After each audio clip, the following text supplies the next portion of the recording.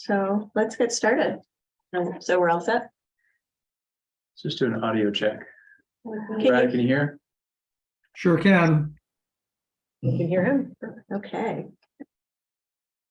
So I'm going to call us to order at 6:02. Thank you, Chris, who's filling in for our minute taker today. Erin is heading in momentarily, and she's going to be our timekeeper.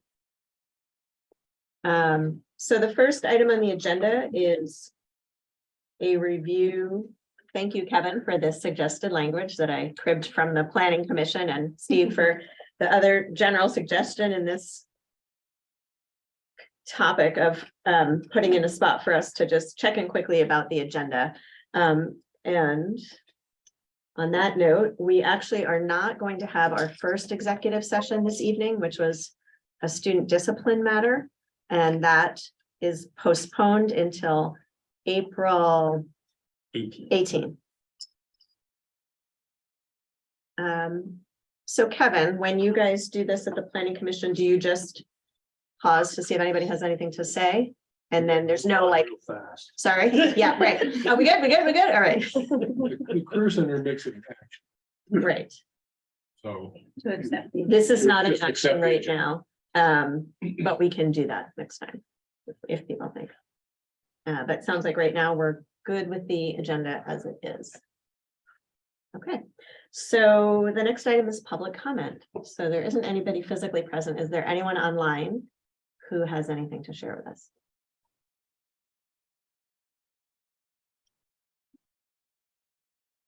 Okay. So moving on and making amazing speed in our agenda. We're already 35 minutes ahead.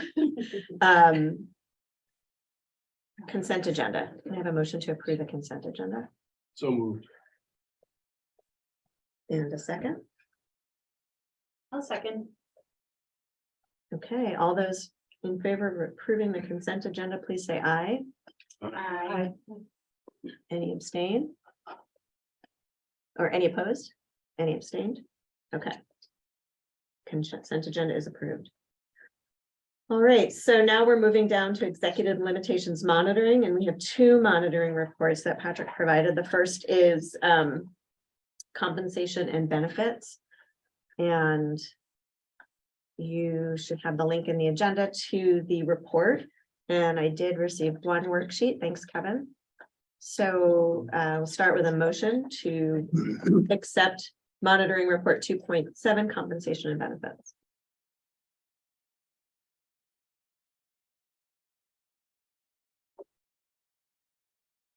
Can I get a motion to accept? And then we can discuss it. Sure. Thank you, Sarah. And a second? Second.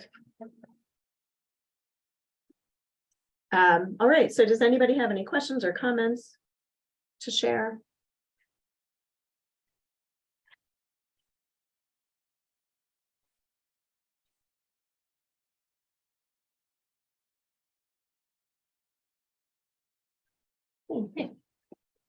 Good news, we're already ahead of our schedule. You're doing a great job so far. Go me. Okay, so hearing none, we'll go through the worksheet.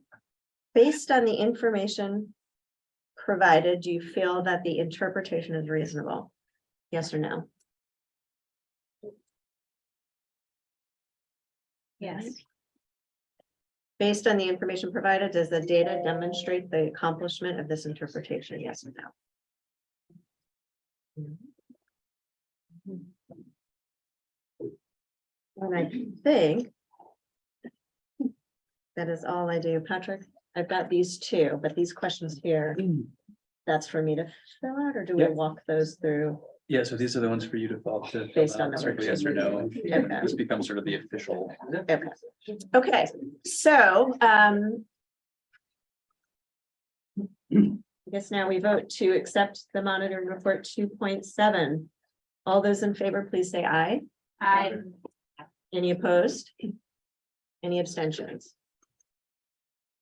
Okay. Moving on to item monitoring report 2.8, communication and support to the board. Can I have a motion to accept this report? Yes, I will. Sarah. And a second? I'll second. Okay, so any feedback, thoughts, questions about this report that anyone wants to share?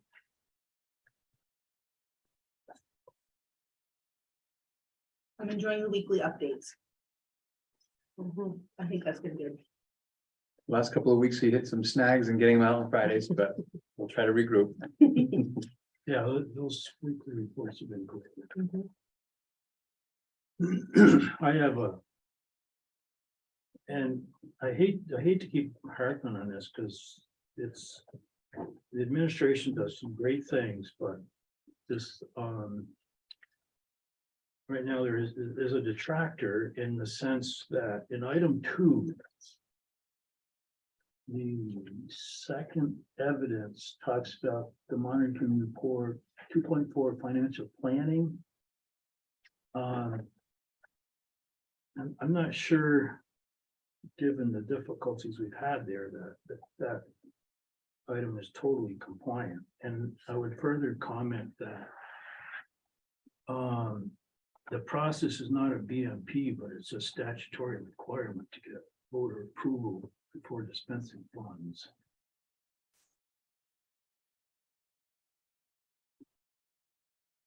What's a BMP? Best management practice. Okay, thank you.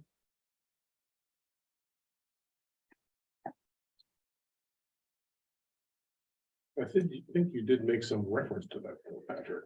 Yeah, I made reference to this. It's interesting because this one, this piece of evidence reflects on a different monitoring report as a piece of evidence that this monitoring report has been met. And so it sort of brought that up. And in the prior monitoring report, I did reply with non-compliance and cited the plan to be compliant going forward as is expected when there's non-compliance. And so in writing this, in making reference to that where non-compliance was identified in the plan, it didn't seem necessary to be redundant in saying what that plan already said that it's referring to. So that was sort of caught in that place 2.4 of is what you're referring to. 2.4, yeah. And so I thought it was important to recognize it in this as well, because it relates to that. And a case could be made that it should be reported as non-compliance and then state what the plan to be compliant is as well. I took the reference to that prior report as doing so. I'd be open to something else there if that seemed necessary. Yeah, I struggle with it a little bit. I think the biggest thing and there's that question, but I think the biggest thing is the reference being the best management practice, which it really wasn't. Yeah, and I think that's what's important for me to know, for me to know that the board hears is it is not lost on me the significance of that process and that error. It's real, it happened, I own it, and it won't happen again going forward. And I can't go back and undo it. And that's sort of where I am at this point, knowing how we'll move forward. And making note of it where it's appropriate in these monitoring reports to not sort of brush past it, but call it out in here. So I fully accept if this is something that needs to be a non-compliance, I can change that language and include the plan going forward.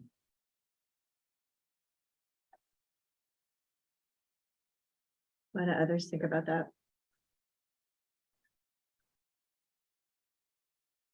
I was fine with the fact that you mentioned it, so as far as I was concerned, that kind of, at least it was acknowledged and there was a plan to deal with it in the future. And I understand the report regarding compliance, but I would like to see the reference to a best management practice removed.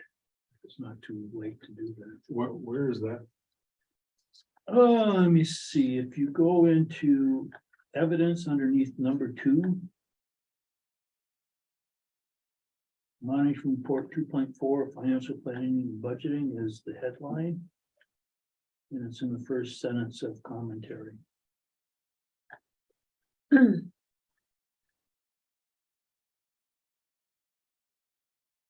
And your point being that it's more than a best practice and wanting that acknowledged.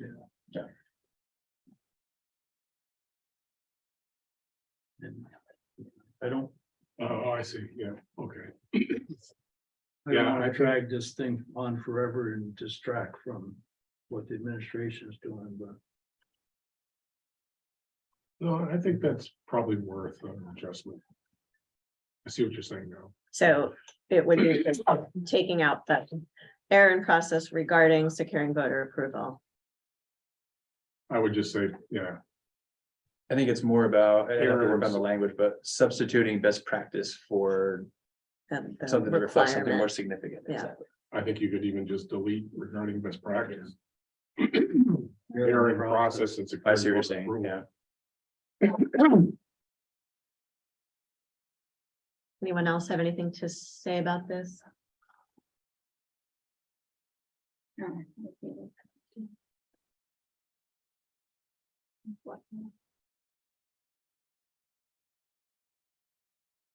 So I think, No, sorry, yeah, go ahead. am I getting this one mixed up with, the next one in terms of the, capital plan? So we're on 2.8, page 4. At the top there, that paragraph that says monitoring report 2.4 financial planning and budgeting. That is, I was thinking that piece of, I'm just scanning now, that piece of evidence might show up in more than one place. Yeah. But I'm actually not seeing it. I thought that might be what you were referring to, Steve. So I think, Oh, go ahead. yeah, we're looking at 2.8. right? Correct. And then if you are on page 4, right at the top there, that first full paragraph.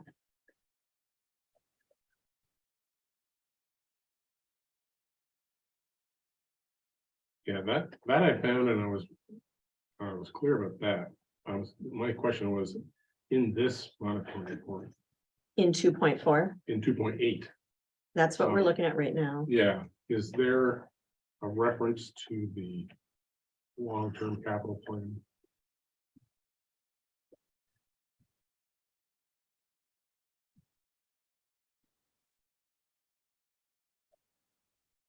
I Or don't was think that- that is, Or was that the earlier one? I'm scanning it now. I don't think that is listed as a piece of evidence in 2.8. This is communication and support to the board. Yeah, it's not really about financial planning. No, so the capital plan was in 2.4, Okay, that's which is what is cited here as evidence for 2.8. how I stopped today when I Yeah. was going through, was I bounced back into that to see what you had said in 2.4, because you issued that and it wasn't here. Oh, okay, yeah. So that's why I hit the capital plan. So I Oh. think that as I'm capturing this feedback and Patrick's trying to decide if he needs to change that, it's, I guess, maybe just thumbs if you agree with this suggestion to change that language. And the suggestion was to strike best practice. I think we're. Sorry, yeah. Regarding best practice. Yeah. Okay. Okay. Any other feedback on 2.8?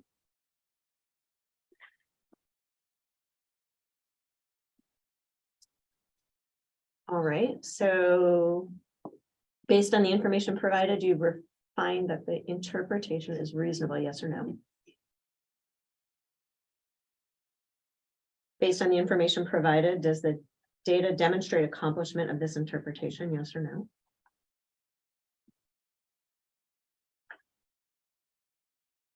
Okay. All those in favor of accepting? Can I ask a question? So are we accepting based on the assumption that you're gonna make that change? Or do we table the acceptance? I'm comfortable Sure. with it if you're comfortable with as amended, so. accepting Does as that sound okay, amended, everybody? since we're clear what the amendment was. Sarah made the original. Yes, that sounds great. Okay, As amended. okay. So all those in favor of accepting monitoring report 2.8 as amended, please say aye. I, Any opposed? Any abstentions? Okay, great. Moving on to the financial report. Does anybody have any questions or comments? I had a couple. Well, is there still a plan to move towards Nate's format? There is, it's substantially more difficult than initially thought. Yeah. So, and I think everybody agrees it's a great format. And it brings us into the conversation of cost per school, which has its pitfalls. Yeah. You know, from an equity standpoint, we know it's gonna cost more in a small school to have a librarian, but we should still have a librarian. And then it becomes a point of contention to some degree in the community. Trying to figure out a way to nuance that in a way that makes it clear that we think every school should have a librarian, right? Yeah. And not detract from what we can pull out of it is, I guess, the pig in the poke. That's the Yeah. the push pull that we're really struggling to find how to use it so that it tells us what we want it to, not what we want it, so that it tells us usable information.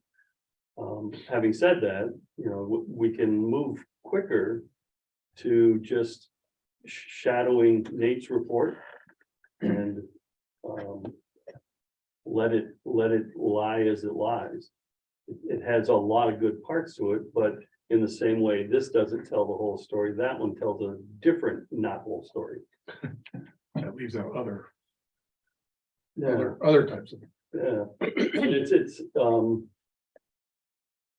I see value in it and we're working towards it. And I don't think it would be fair to put something out that now just creates confusion. Maybe worth a conversation and, you know, thinking about it as an agenda item at some point when we have sort of the Nate version of MAUSD budget and the versions that we've been working with, do a side by side. So I Talk think, about the pros and cons Yeah. and sort of make a collective decision about which format best meets the needs going forward. so I think it's that transition discussion isn't 15 or 20 minutes in a board meeting. Well, it might be a great agenda item for a new committee. Right. Sure.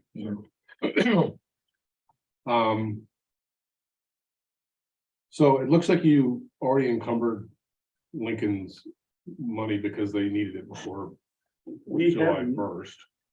Assuming. the ed reserve fund Out at of the ed reserve. 1099, we haven't yet, Okay, unless what I printed has changed. well, you, So we anticipate, we haven't written a check, but we're committed to it. It was one of the things that we had a question to the auditor. What's the fair representation today yeah, or February 28th of what we should be showing? We know that we've committed these funds to be gone, so they're not available to us. So should we be showing that? But they're still in our account. So should we be showing that? So it's a great question and one that we're dancing with the auditor a little bit on to get their feedback okay. on best practice there. I thought when I read your note at the end that you I had, had done it because that was the plan. okay. Yes. So I was, And I inserted the curious note, if you thinking I probably- was doing it, and then I didn't transfer the money out yet. well, and I'm assuming that we're not taking that approach with the capital fund Absolutely not. because that money It's isn't a- really officially ours until after July 1st. It's a plan. And the voters said do it after for the next year's budget to move the money. I thought the date was, No, we're good to move it at any point. it didn't specify a date. So it So could be at the that money is date, available once right the now. vote.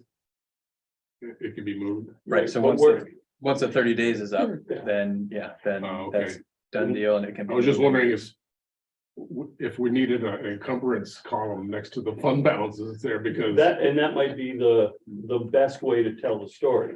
Because our I couldn't goal, tell really right now. It looks, like we obviously have a $2,100,000 deficit in the construction budget. right, It's not. It's hard to tell whether or not the where's that money coming? the capital fund can cover it yet Right. or not because of the Right. vote.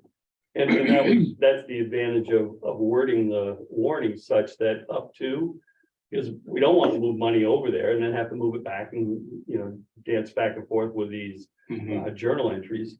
We're looking more towards, what's our net position closer to the end of the year. There's no point moving 1.7 million and then having to wait until next March Still to got a vote budget. to put it back into a capital Or you reserve still fund. get hit with more change orders. Right. Looks like special ed is in a transition right now Yes. between your current budget allocations and the grant. Did that sort of happen sort of midstream? Say that a different way. So you have 3201 special ed, the 3200 category. Yes, If you look at the detail in the revenue, there's a Act 173 block grant that yep, had no anticipated revenue in the budget, but now it does. right. And that appears to be what's covering. That's being allocated to cover or to balance out. The special ed deficit. Okay, Yes. all right. Yep. And you had a note about miscellaneous SEER report. Miscellaneous revenue under a SEER report. And I'm not sure what that refers to, but what is SEER?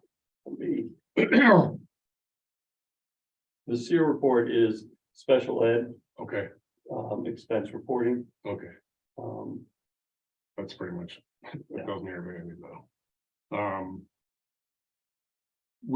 We've been making a larger transfer for food service at the beginning of the year.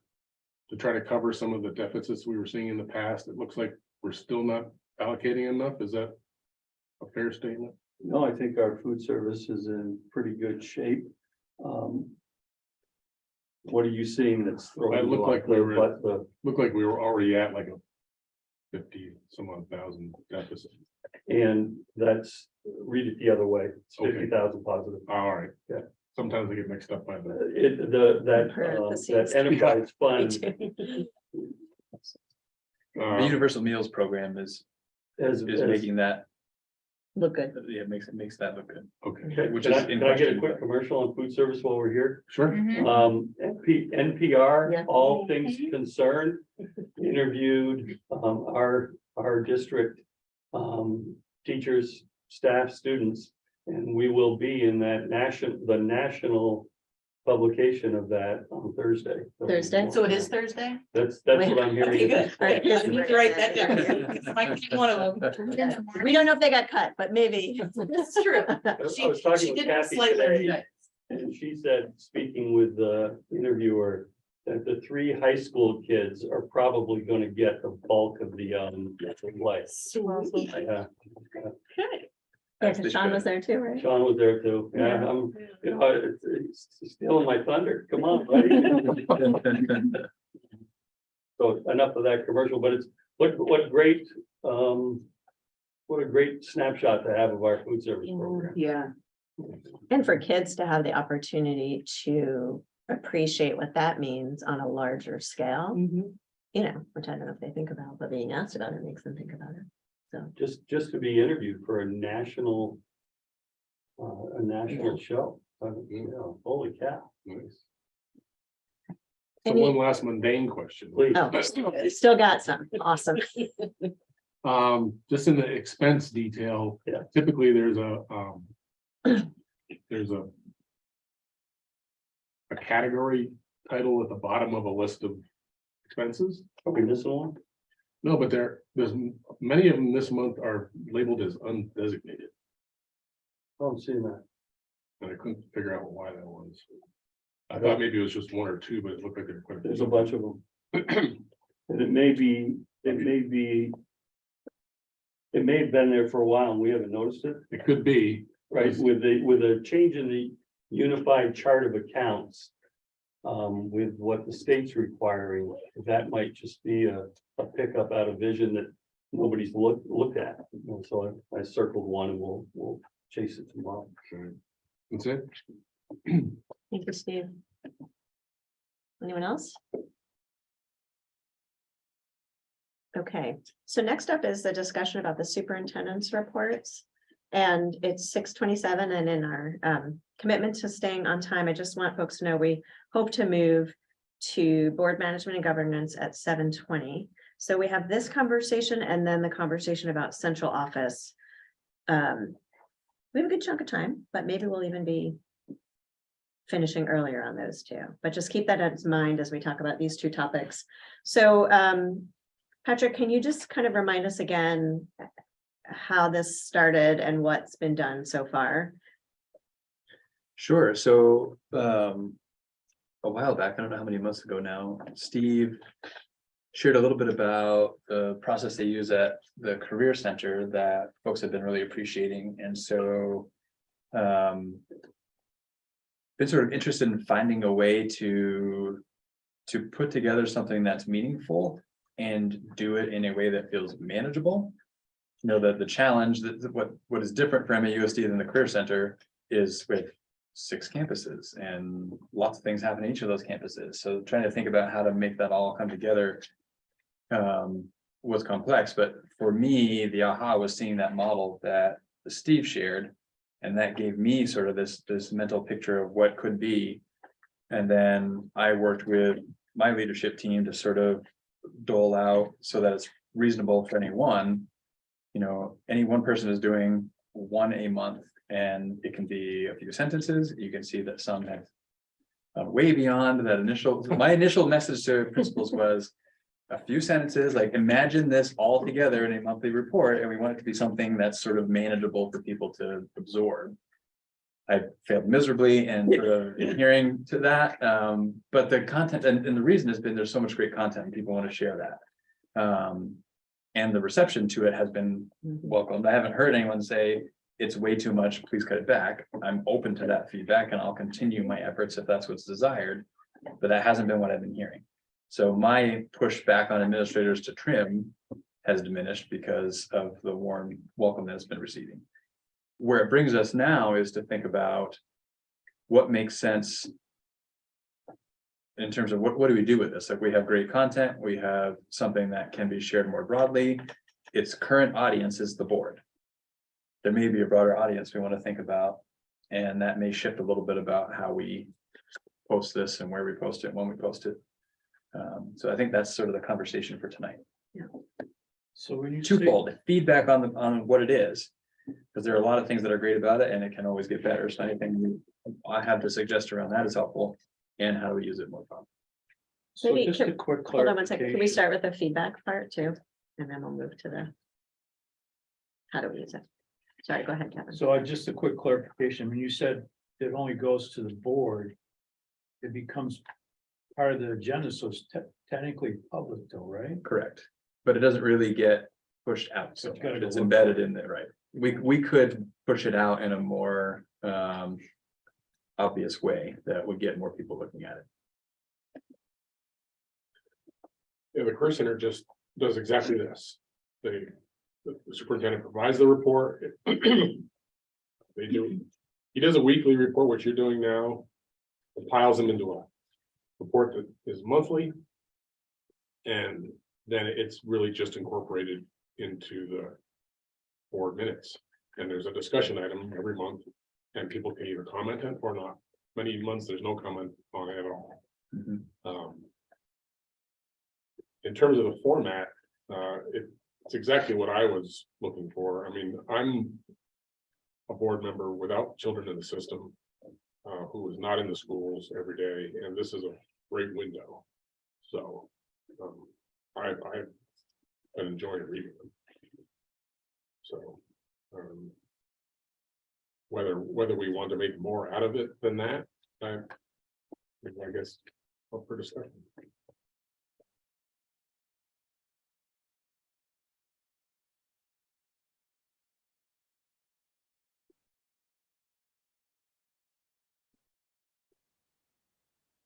I personally think that we should just leave it as that for now, and then if we want to expand it or use them for other reasons, we do that later, but I don't know why we want to make all of our things we tackle constantly bigger.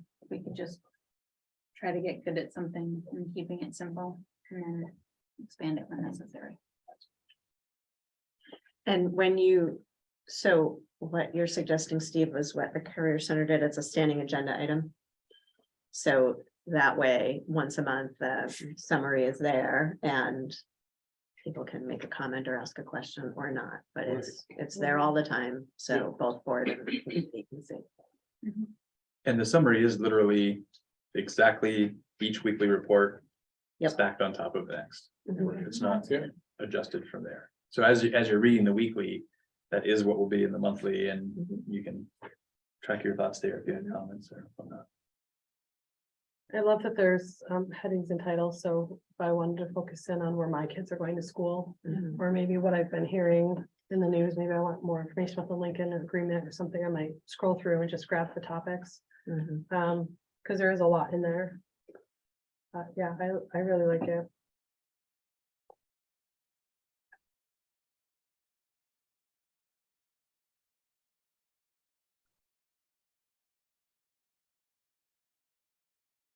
Anyone else? Yeah, like I said, I think they're great. It's nice to see what, what all the other schools are doing as opposed to just, where my kids currently attend.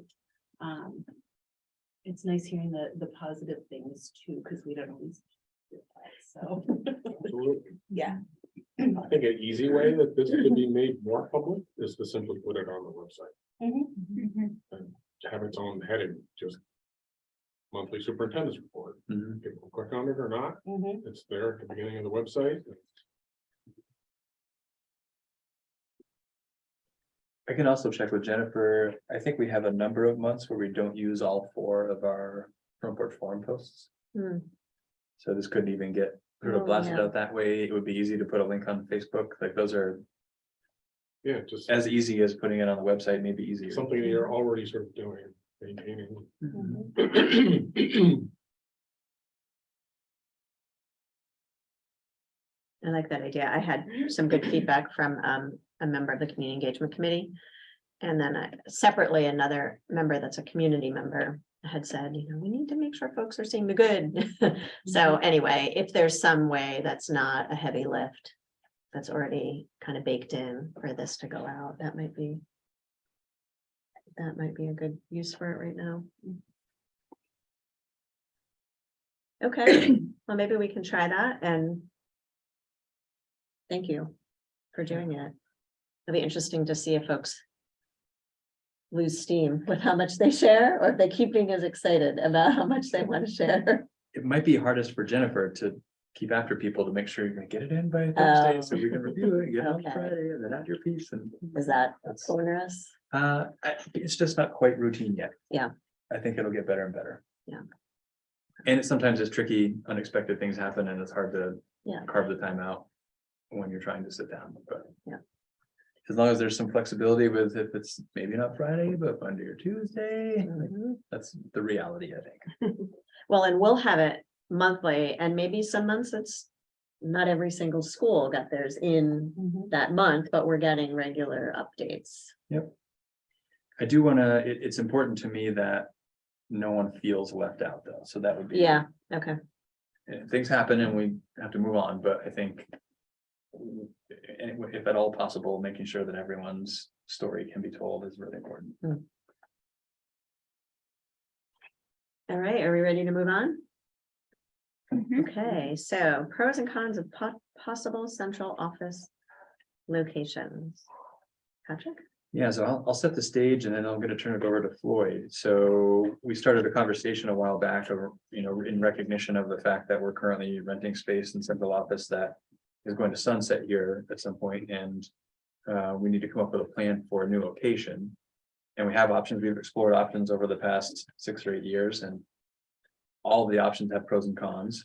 And we thought a way to advance the conversation with the board is to just sort of highlight what the pros and cons are of the options that we've explored.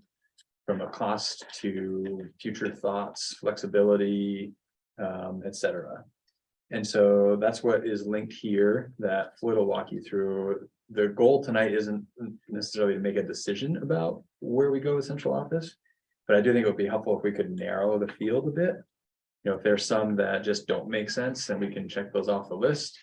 That narrows our focus area, and then to think about what more information in the areas that are left on the table do we need to gather to help get to a point of making a decision. Because some of these in particular, if we're talking about a construction project, there's a timeline for that. Any of the construction projects that are outlined here are going to require pre-qualification of bidders, and like there's several months lead time before we get the bid documents together to put it out to bid, which is then several months before anybody's going to get started on it. So that process just takes a while. And if we're trying to make a decision and be able to move into whatever space it's going to be, assuming we move, we need to try and backwards design that from our date that we have to be out, which is October. And we have a little bit of flexibility. There's a little extension option. Our lease ends October of September 30th to 24, and we have a 1-year extension written in so that we can, at our option, and I think like anything, you can negotiate beyond that. But that was the position that we put ourselves in a couple of years ago. A year ago. So, and that's a good place to start. You know, I think, I'm assuming everybody can see the spreadsheet, our current central office, Munsell Avenue. We need to put this up just for the Do you want to? public. Yeah, Sure. let me work on that. Okay. Yeah, I think I'm on Zoom on this computer, so I can look if I can do it here.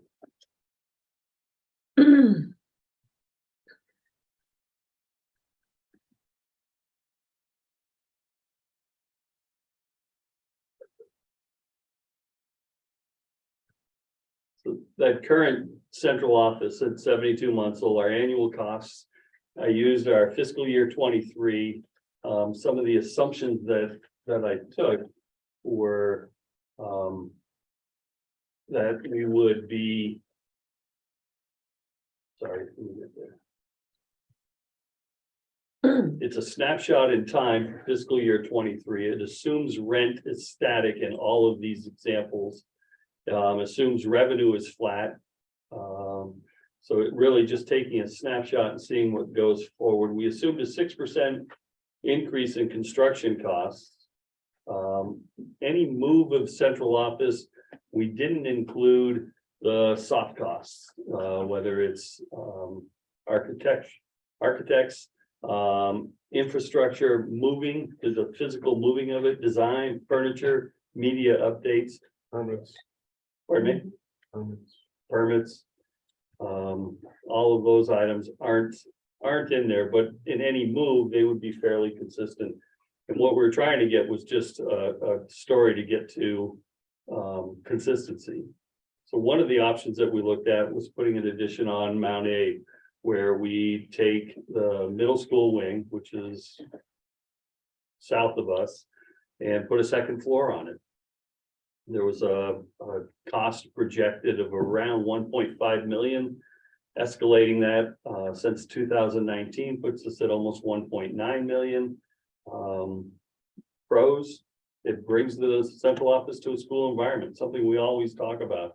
It's nice to see kids when we're working on stuff that benefits them and impacts them. It utilizes our current campus. Many of the upgrades and planned upgrades on this campus are happening now.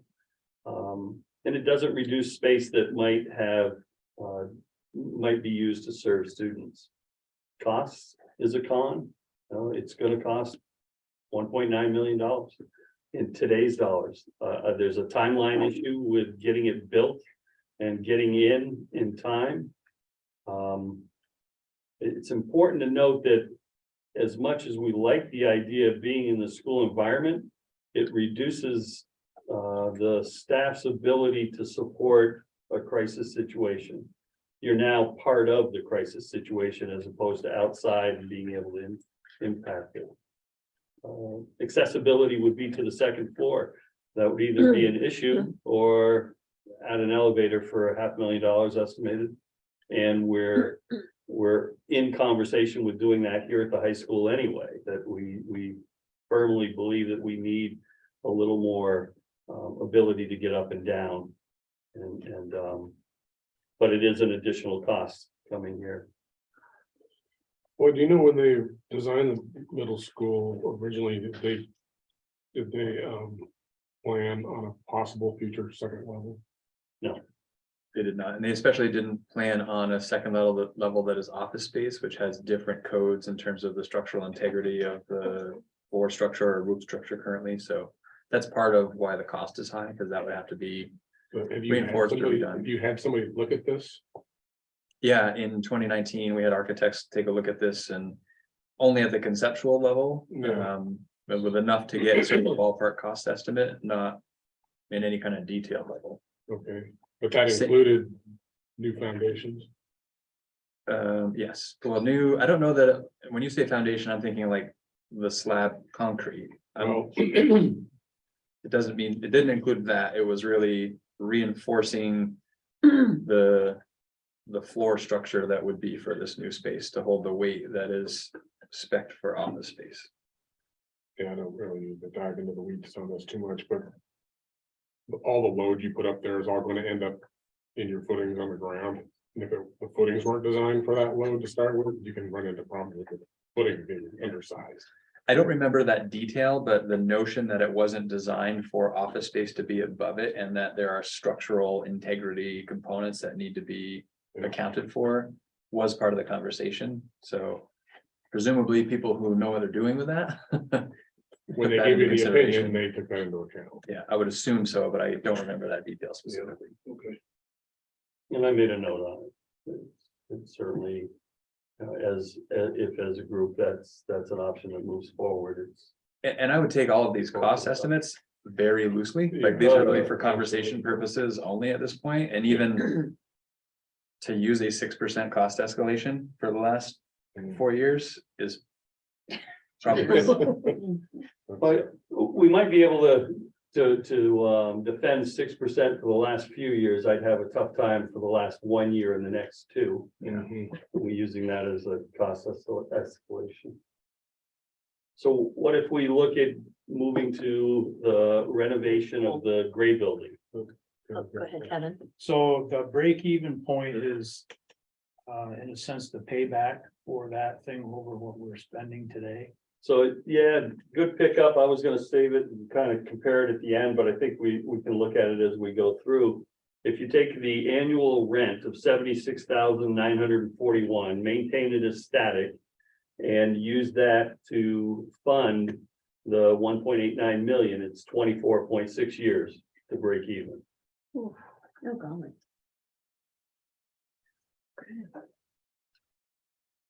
That sounds fine. You know, assuming heating it, electric, all of that, we're gonna pay for it wherever we sit. Utilities are. Right, that's going with us, so you couldn't, you shouldn't use that. So renovating the gray building brings our break-even point down to 23 years. And just for folks who might not be familiar, that's the building out here by the bus barn. Correct. By the playing field. We just did some work to it. It houses a number of our students with some higher needs. And it was one of the areas in conversation previously that we could add to that foundationally and put an addition on and create a central office there using the basement as space as well. You know, the pros, it brings the central office to the school environment. It utilizes our current campus. There is some separation from the school building. It's easily accessible. It's right here, centrally located. There is a possibility that we could add bathrooms for our football field and lacrosse field and have those accessible. thinking about the negatives on it, what are the misses, what are we gonna struggle with? It dislocates those current students and staff. If multiple levels, it could require an elevator. It reduces space that could be used to serve students. And it also brings the central office to that school environment. So now they're part of a crisis as opposed to being outside and being able to work on that. I have a question about that one. Please, The students who are currently there are, I'm assuming they're all middle school and high school age. Would they be able to be incorporated into this building? Yeah, I think that's absolutely a possibility, and the numbers of students and the needs of those students isn't static. That changes over time as the students graduate and as other students come in, so it's a bit of a sort of, it's a space that we use to respond to the need at the time, and that need shifts year to year and even sometimes within a year. And so how effectively and efficiently we could bring the students that are receiving services in that building into this building, we'll need to adapt to that plan as the needs shift. I guess I just think, not knowing the current students in that program, but I really hate the idea of students not being in a school building with other students and not without access, with more challenging access to the library, to the cafeteria, to all the things that this building offers. So I actually would almost, in my mind, I put that as a pro. As like, well, then I guess I gotta go to a school building. Awesome. Like they can have more access to the awesome social pieces that are here. Those are ongoing conversations about the pros and cons of, Sure. of the location of the programming. Yep. There's already a lot in the student support plans around accessing this building for various programs, which is great. So depending on the student's access and ability and capacity and all of that, but I think the space has that the building doesn't necessarily have, that could be a consideration, is more opportunities for access to things to help with life skills. So there's a kitchen over there, there's laundry there, there's some great pieces that if we could build something like that in this campus, in this building, that'd be great too. And for But some just- students, being in a larger space with 700 other adolescents Isn't easy. isn't necessarily what meets their needs the best. So those are the conversations, that's the push pull that is frequently discussed. Yeah.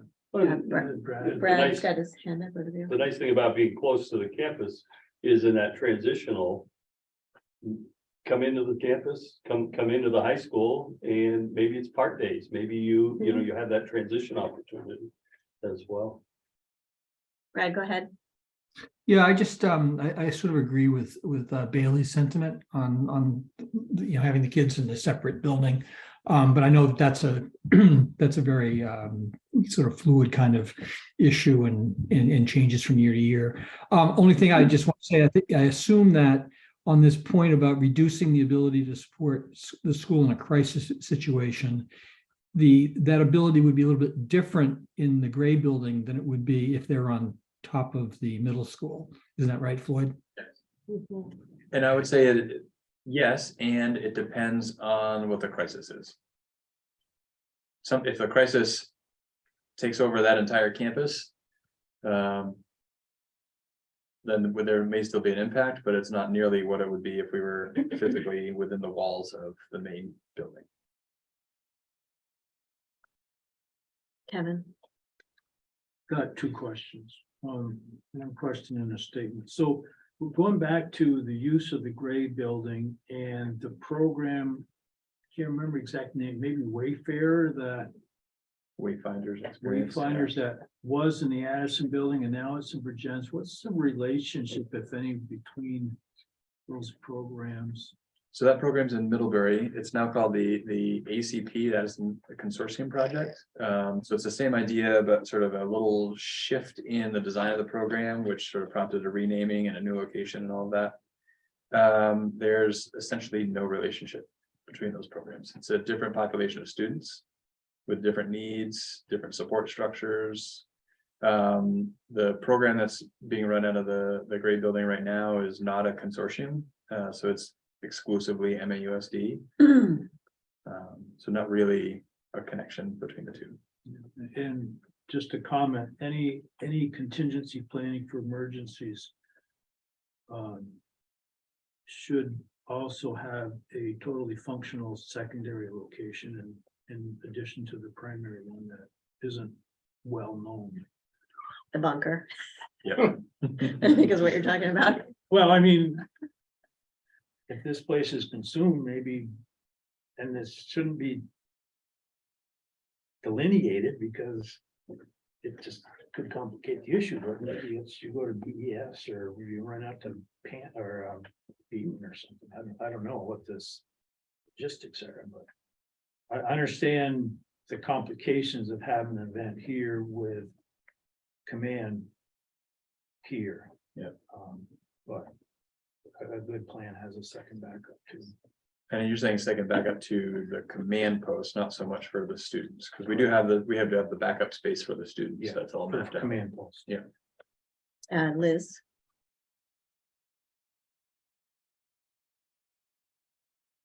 go ahead, Liz. She's muted. Hi, so I guess I'm listening to the conversation. I'm thinking about how this works into the bigger picture of renovations, right? So if we were displacing a program over at the Gray House, if we were doing renovations over at Mount Abe, if there was an area that could be upgraded to be life skills friendly, and or if the way that you talked about getting the elevator in order to put it up on the second floor, like, because that is something we want to do anyway. If there's an area of the building that might possibly get renovations sooner than later, and if this plan could be a part of that, like, or are we really trying to separate central office and do that as an individual project? I don't know if we've thought about that at all. Yeah, so part of why it's important to start getting an idea of what direction we're moving in for central office is because. So this work group that's going to be meeting is their charge is sort of to map out. The projects that we have in front of us and the dollars we have to spend over the next X years, and what's our plan to achieve this. One of those projects is going to be something to do with central office, so that to have an idea of where that's going will factor into those conversations and that mapping work. So I don't necessarily, I mean, it is a separate project, and depending on if it's in a current building or if it's something separate, but it will one of the multiple projects we know we have in front of us that gets mapped out. And has a bit of a different timeline than anything else we have, because we have a lease that's going to end at some point that we want to be prepared for. And I think it's important to note that some of the conversations we've had have been along the lines of being able to come into the central office and using that as a workaround to get into the facility. You know, we've invested mightily into the security of our campus. And if we put in an elevator that had full access for our students who need it, now it becomes full access for someone coming into the central office and not necessarily coming through the checkpoint at the front door. I mean, it's certainly not a deal breaker, but it's just a consideration, you know, that we need to be able to recognize that there'll need to be an ability to seal off that central office so that somebody can't come in and through. And that was part of the cost in some of these designs, is really a concentrated effort to separate the two spaces when they're in the same building for that very reason. Bailey, Does the cost that you have for the gray building option, does that include renovating another location for the students that would be leaving? No, I think it does include some money for some bathrooms. I don't remember exactly how many that would be accessible from the fields. But it wouldn't be to like build a life skills classroom here. Nope. So that's another separate.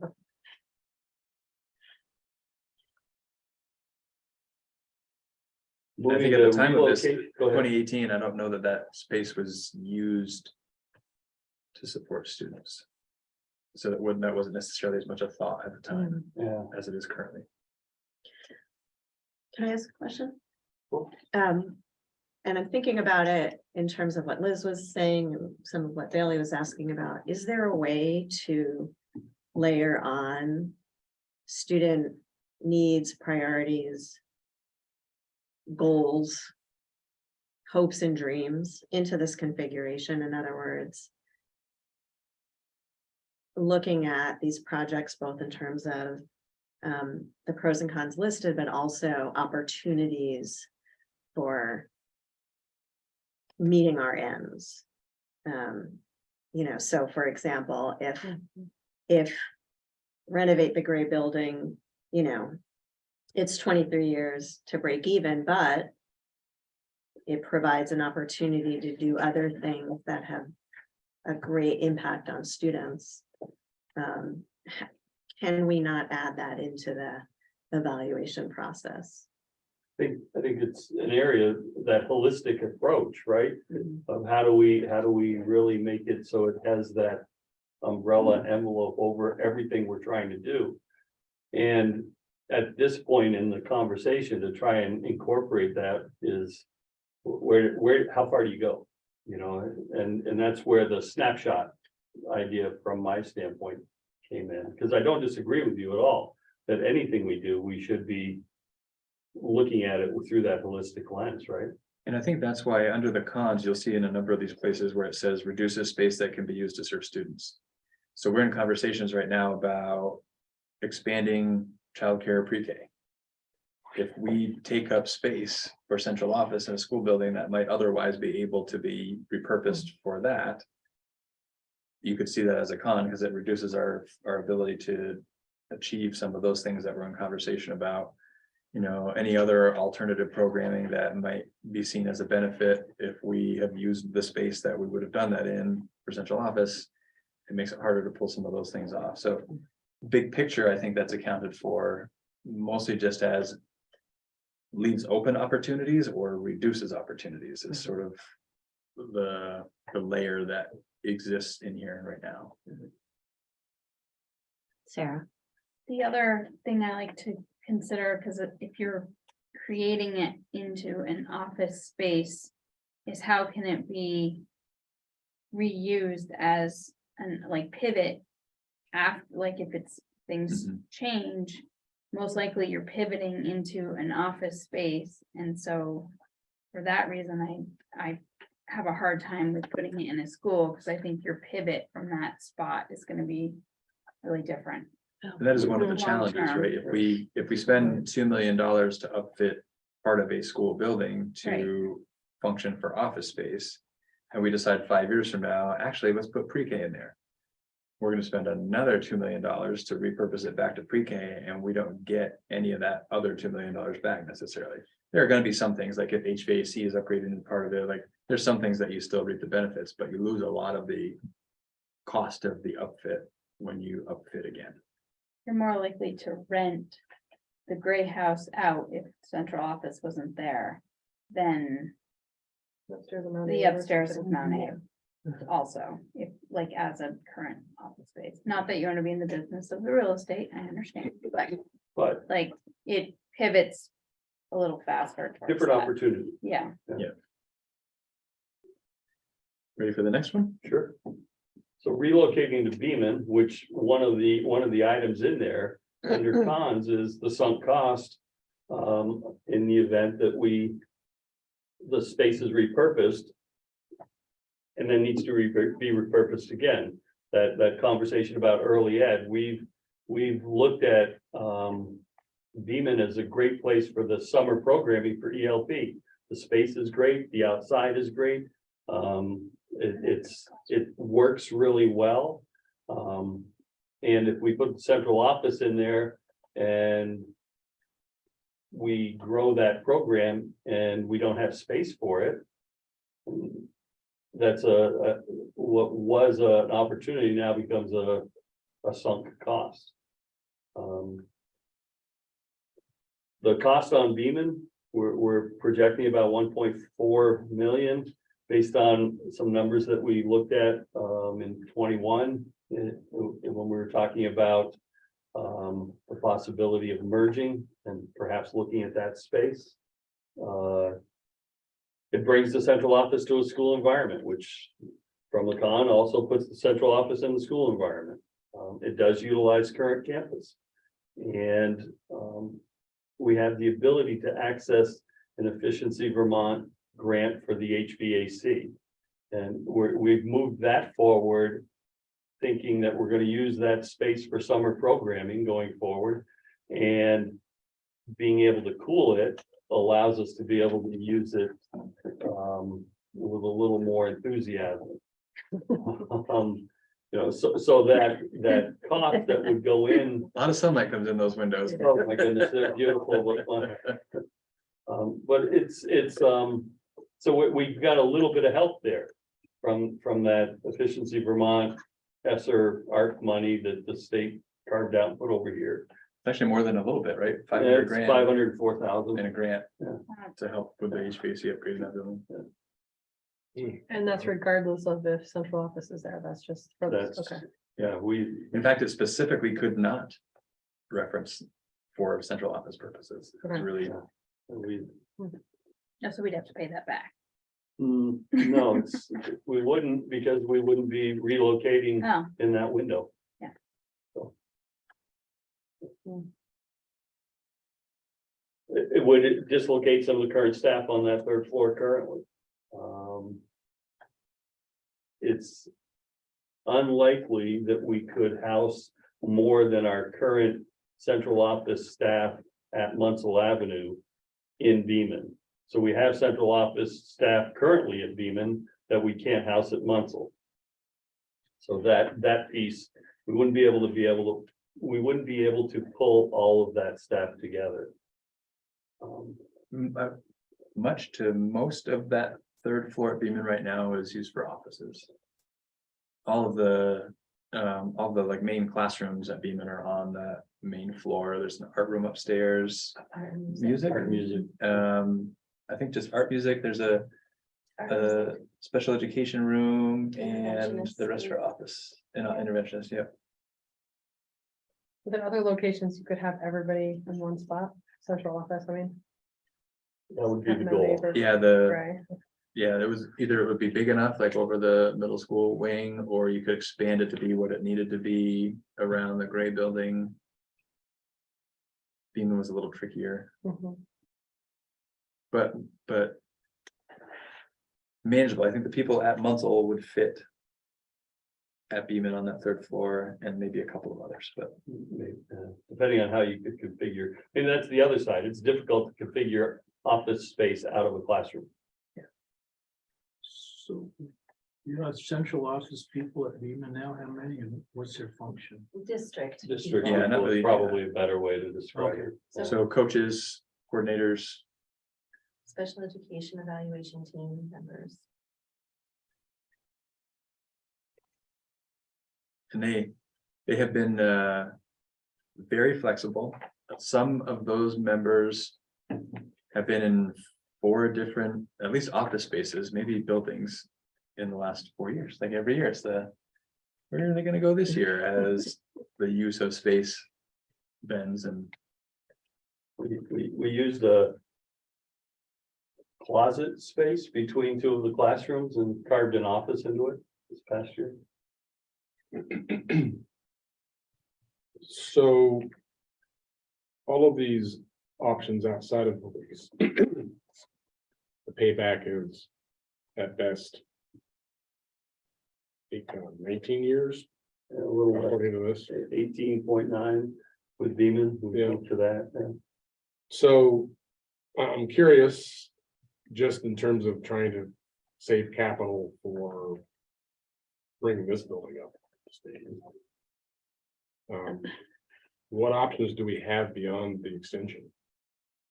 With Munsell? do you wanna, Well, let's look. there's a little gap there, but there is an option down there for purchase of Munsell land. That is another option. Or did I miss that? And Just to be clear about the extension of the lease, the extension would be for probably a year. Like Kevin's made it clear at some point, they're going to be interested in liquidating their assets. So if not to us, they would be selling that building to somebody at some point, and that somebody may want to rent to us and may not want to rent to us. So That was my question, was Yeah. just, what does the crystal ball say beyond our extension as far as? Regardless if we bought the building. Kevin's saying. he's gonna want out at some point. He wants out at some point, but to look at it from a financial standpoint and at his desk, Mhm, he's got no costs going in. He's in the gravy part of this lease. Yeah, You know, so there is certainly a financial benefit to continuing a lease with us, Mhm. as there is with the police department, which is also looking to get out sometime in the next 3 years, which I think is why some of these things are lining up. It is an additional reason why things are lining up for Kevin. And, you know, how does he put it in the hallway? I'm over 70 and I'd like to have some cash rather than just assets, sure. you know? So the future on the lease with him is unclear. We got 1 year extension clear, Right. so we're through So beyond that- August, October 1 of 25. Beyond that. it's- 25, he says. Yeah, with the extension, we can get to October 1st, 25. And then we're working out of Patrick's truck. And then. Are, That's fun. You're running just a food truck. throwing ideas out. Are there any other likely lease spaces in the area? Great question. Katrina's been through this, right? There's, It has been challenging. they're building over behind the Yeah, fire Right station, across the street. you know, and we may be able to lease into a space and we're back to our current position of cash flow out. We prefer not to lease the upstairs of an apartment building. That was the experience I was Wasn't thinking of. exactly. I'm not, Having I'm not not been there, suggesting the a comment. finances are good, I might be in. I just want to know, I mean, there are other options here that aren't noted here, And then maybe for very good building reasons. permits. Just wanted to focus them a little bit. So I just want to let folks know that we've got 11 minutes. So I guess, Well, let's punch through this final option and if we consider purchasing, what are the Okay, pros? yeah, I didn't realize we. Yeah. So go ahead. You know, it keeps the central office out of the school environment. It gives us flexibility. We maintain value in the event of a sale in the future. You know, there's whether it's the Bristol Bakery expanding, whether it's UVM as they're expanding over there. There's opportunity for someone if we choose to sell. We'll have a little bit better cash flow than the current owner. As a nonprofit owner, we won't be paying local property taxes in that same way. We can add space without displacing any students or staff. It does give us the least expensive cash outflow option at 1.2 million. There's a short timeline. We can negotiate with them tomorrow and say, we want to buy, and he probably would say, I'm in. We don't have to move stuff. That was, that came from thinking about, you know, enlisting my teenagers anytime I want help moving something. And there's that separation from the school buildings. And what are the downsides? We're purchasing space when the schools have capacity. You know, that political, football, thank you. And we would be assuming the maintenance and upkeep. They just spent 50 grand on the parking lot for new paving. And finally, we're not in the real estate business.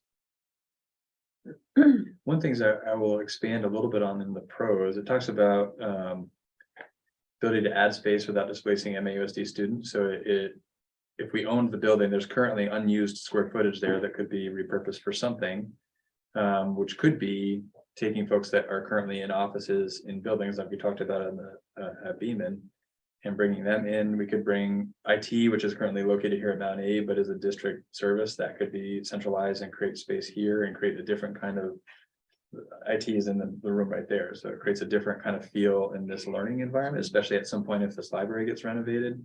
That space is now something that could be repurposed for kids, so it does. It adds square footage in terms of the purchase of the building. But that creates space in the buildings potentially, depending on what opportunities we pursue in the future. You also put in, like, the program that's right now in Middlebury, like those kinds of programs, you suddenly have. Yep. A building that can work for a different environment.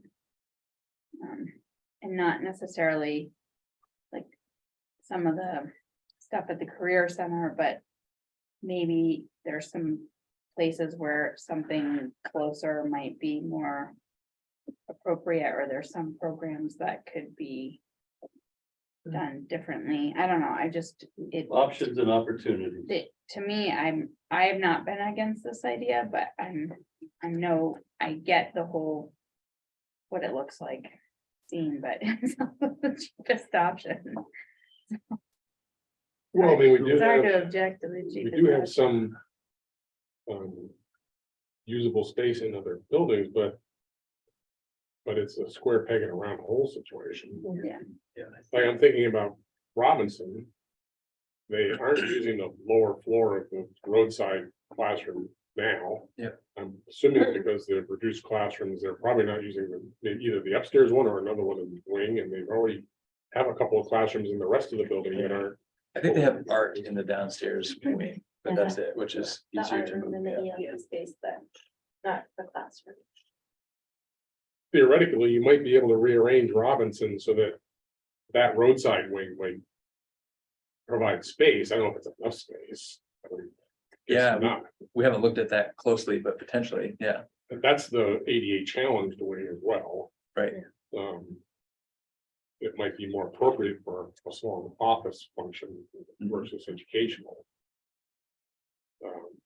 That's the only thing that was other thing floating through my head. On purchasing Munsell. Is it possible to put out feelers to go into the project with a partner? If we don't want to be the landlord. See if somebody else is willing to buy the building and commit to a long-term lease with us. So I think. This is all logical, but. What I hear, and I think what the feeling is out on the streets is. Even though. Dealing with.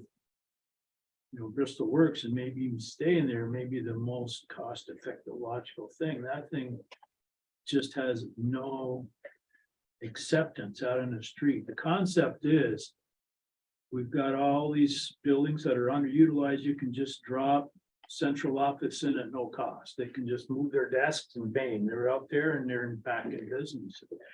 And obviously, we're sort of talking about the conversion of classroom to office space, which is totally missed in any conversation out on the streets.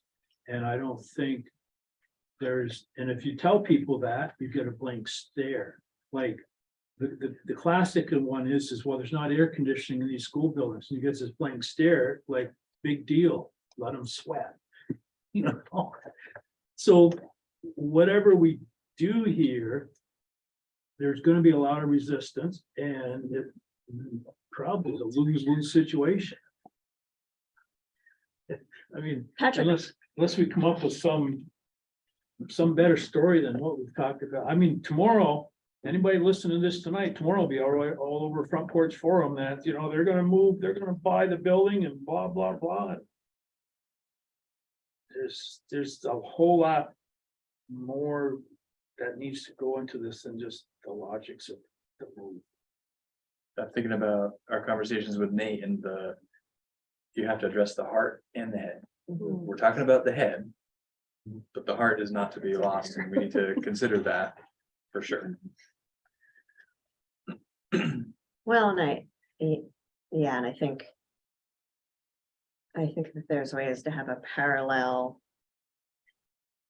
focus on opportunities for students, either related to or happening at a similar time as this, that's helpful. So taking up a lot of airtime and space on this particular thing, that's a hard sell without connecting it to opportunities for students might be challenging.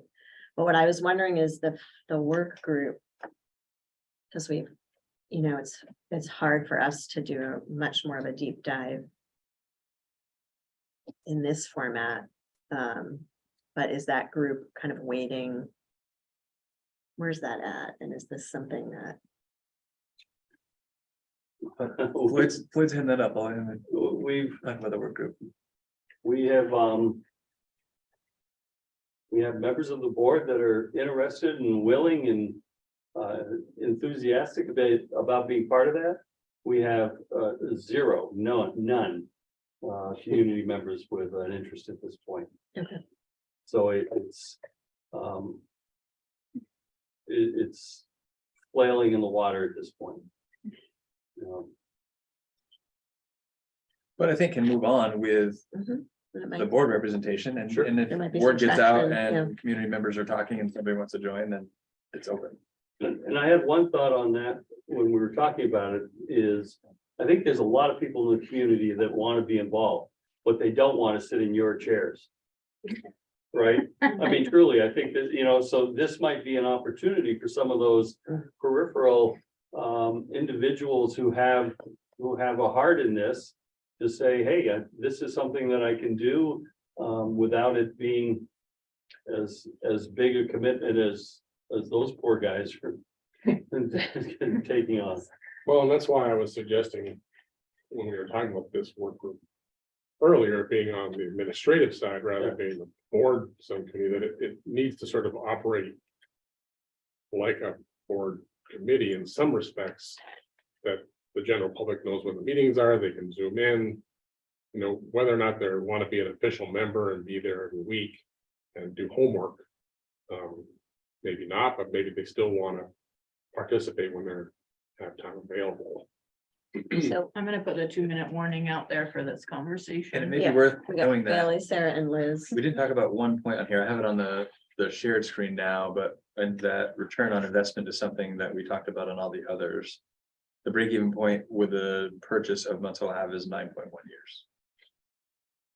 We go from a Bailey? negative cash flow paying rent to a positive cash flow, not paying rent and bringing money in, If we're the landlord. if we're the landlord. And the space is rented. Pardon me? And the space is We have rented. tenants. Sure.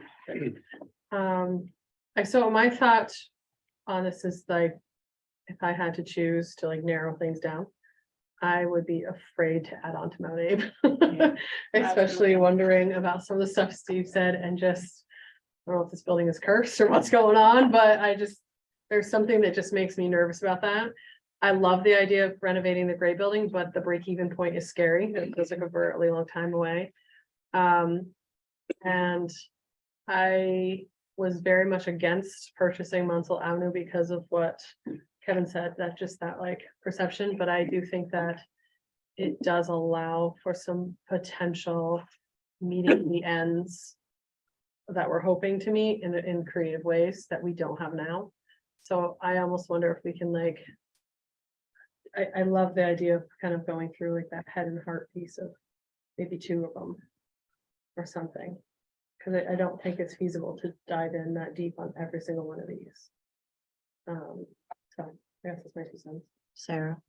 I also was gonna say, I think the optics for an addition are just as bad as purchasing a building, on top of Mount A that isn't used for kids. And I think there is, if at our town meeting, there was quite the effort, if Beaman was rising 10% a year, like it just has the last couple of years, then it would be a real shame to put the building there and then suddenly need another classroom. And there was a lot of talk about redoing the land outside of there and what can happen and growth of the town. And I'm just not sure that I wouldn't put it against the people just because the conversation's not, or I think the conversation is going to roll forward with trying to make some things happen housing wise. So I just never know. I know other towns have tried it, but Liz, you had your hand up. Anything to add before we wrap this up? I think the easiest thing to advocate for would be the most fiscally responsible choice.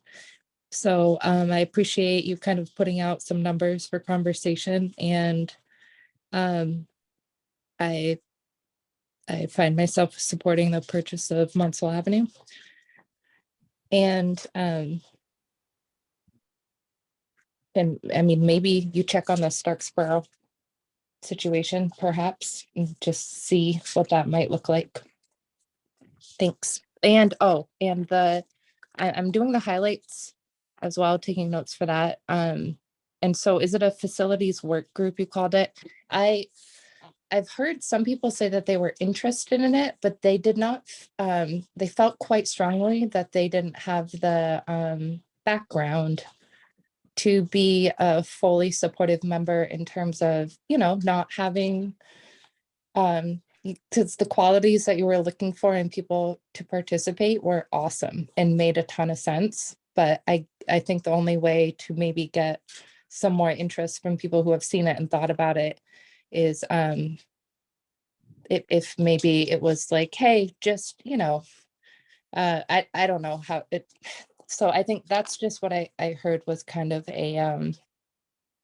was difficult, was that people may thought that they had some good ideas and wanted to think about the issues, but didn't necessarily have a background that would be really supportive in data gathering for what these ideas that we have that are come up with of really being able to be very supportive and functionally supportive of it rather than just about the concept. So that's all. Can I call you tomorrow, Liz? I would love to have this conversation about people that have an interest. Okay, sounds great.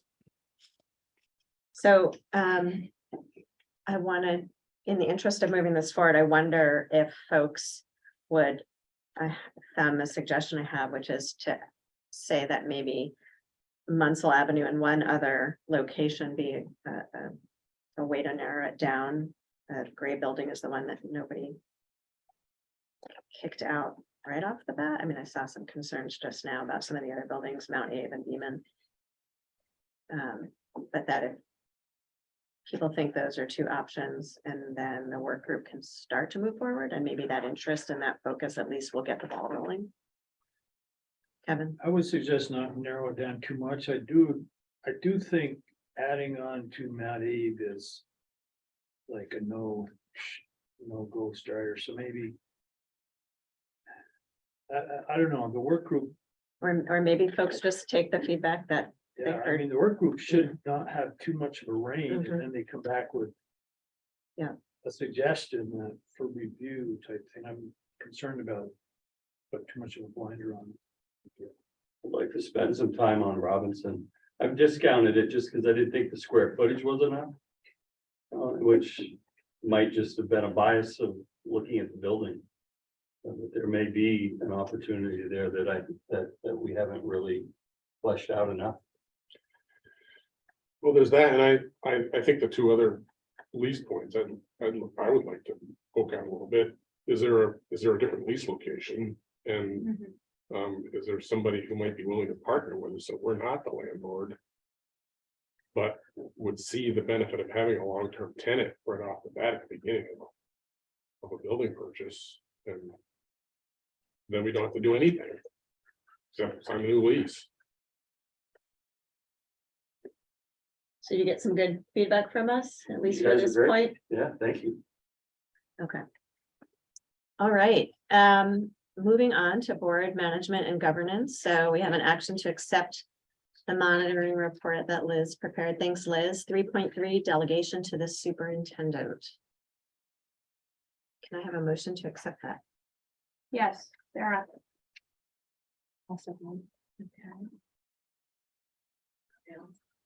Erin. Okay, any thoughts, questions, feedback? Thank you, Kevin, for your worksheet.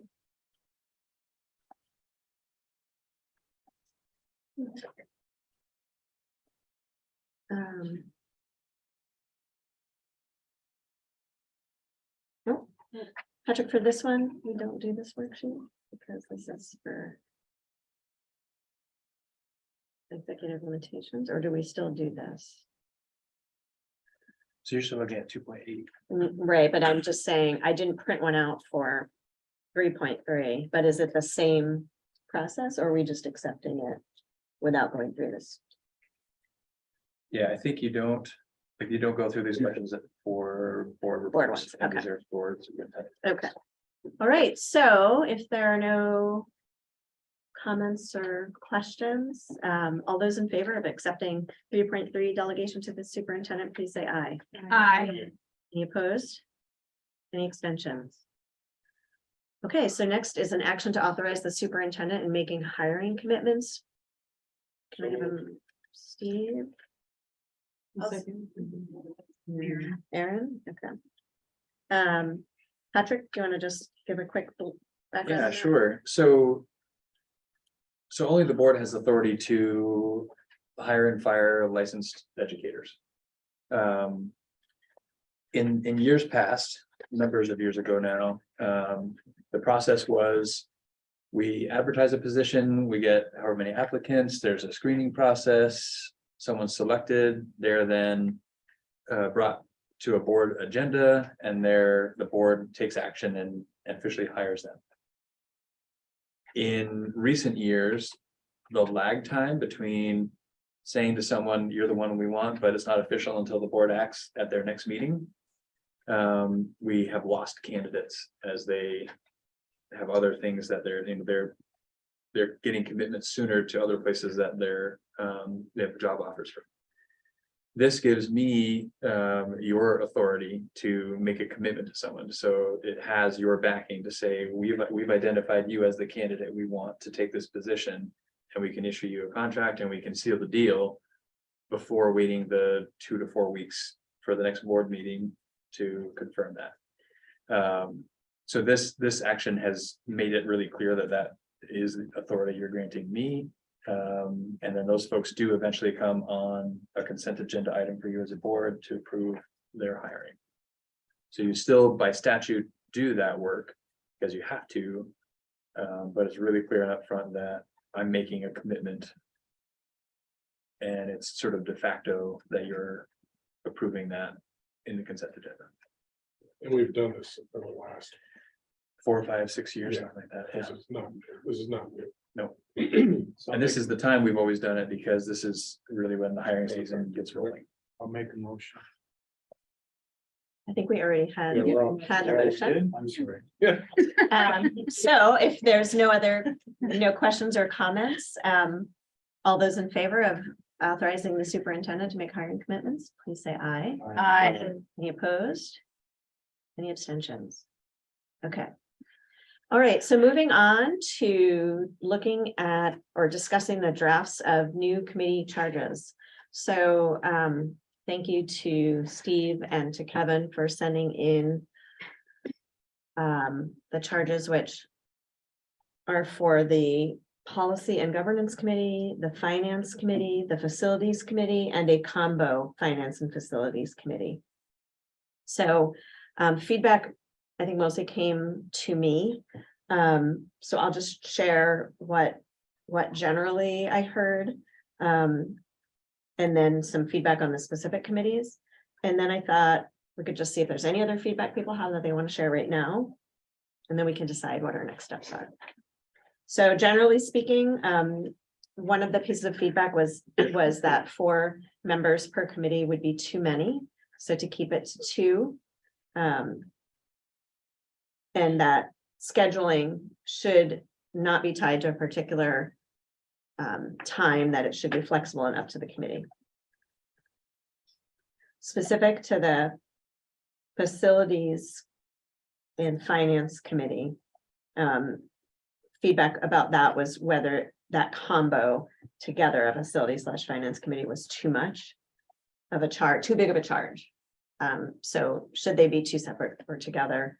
One piece of feedback was that putting them together is a heavy lift, and maybe the focus could get eaten up in one area more than another. And then for the Policy and Governance Committee, there was a suggestion that the charge should include a process for monitoring and adjusting the communication between the board and the administration of the board and the community. So what other feedback do people have about the charges that they want to share? Does everybody have access to them? So, in terms of the makeup of the committees, I had thrown out 4 members of the board and 4 members of the 4 residential members of the towns, basically just so that we would have at least 1 member from each town on the board and the resident. And whether or not that's whether that's something that can be really accomplished or not, I guess is a question. I just didn't want to make the committee so small that we were basically only gonna have like 2 members from Bristol on it, and there was nobody else representing the rest of the community. So I can certainly see how trying to get 8 people to agree to a time and date can be difficult, as we all know. So if it needed to be half that size, I certainly could see that making some sense.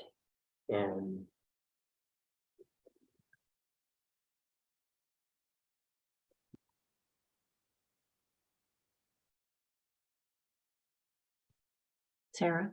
I was surprised by the different committees. I guess when I was thinking we were doing committees, I wasn't thinking it was outside of the board. I was thinking that we were just sort of focused within the board.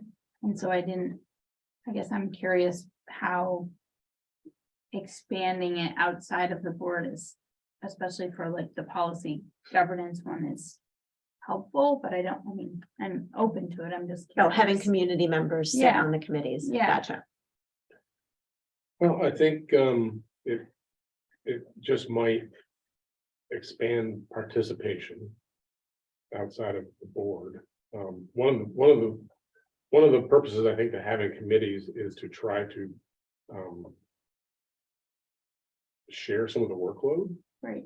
and that having community members participate. I know in the community engagement committee, some of those members actually help with what's going on, or at least maybe they have in the past. I don't know if they're still doing that, but so it's a way for, folks to help the board without being on the board. And to give people a chance to maybe, if they're interested in that particular topic, more than broadly dealing with everything we have to deal with, that gives them an opportunity to participate. Cool. So that was the reason to include community people, because I thought there was some good participation in the CEC on that front. As far as having a committee to do policy work, I see the Policy and Governance Committee being pretty busy at the beginning, but it's possible for them to work themselves out of a job pretty quickly, to the point where it's really just I think it could be sort of minor maintenance. Yeah. If the work that this committee would be doing is work that the board could do as minor maintenance once the whole library had been gone through. It's been so long since we've done that, Right. that I think it's going to take a group of people some time to kind of work back through everything and just get things sort of up to an easy maintenance level.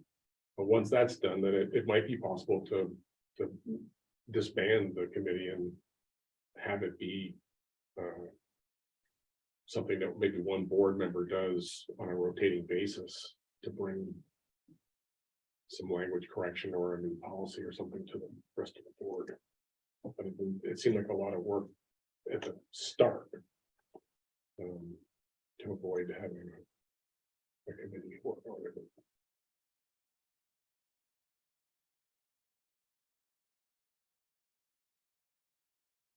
Was this where the ends was also a big focus? Right. In the policy governance one? Yeah. Okay, and that's been, I think some of the past monitoring reports that I cited in at the end, if you scrolled all the way through the whole thing. Different folks had made mention in other monitoring reports of the need for a committee to look at a particular topic, and one of them is the ends.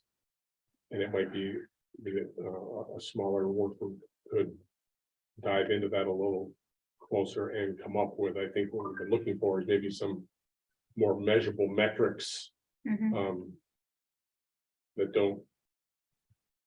are, you know, when we talk about the ends policy, it's supposed to be the large overriding policy, and then there's supposed to be some more detailed goals that we should be able to accomplish that right now we're struggling with trying to understand whether we're making progress towards those. We don't even know what we want to report out on. So I think that's something that the committee can work on. I know ownership linkage was another one that you know, Aaron had talked about. Brad had made some comments on it, and That's actually moving forward Yeah, in the I'm community pretty- engagement committee. right. But I think there were the comments that were made on that particular topic sort of worked back around to there not really being policy scrutiny. Yes. And the same thing with a report that Sandra Lee did back a while ago. She had some comments. So just working down through those and going through, you know, what's out there for model policy right now, and just understanding whether or not you know, we've got all the bases covered and the language is clear and so on and so forth. So, Go ahead.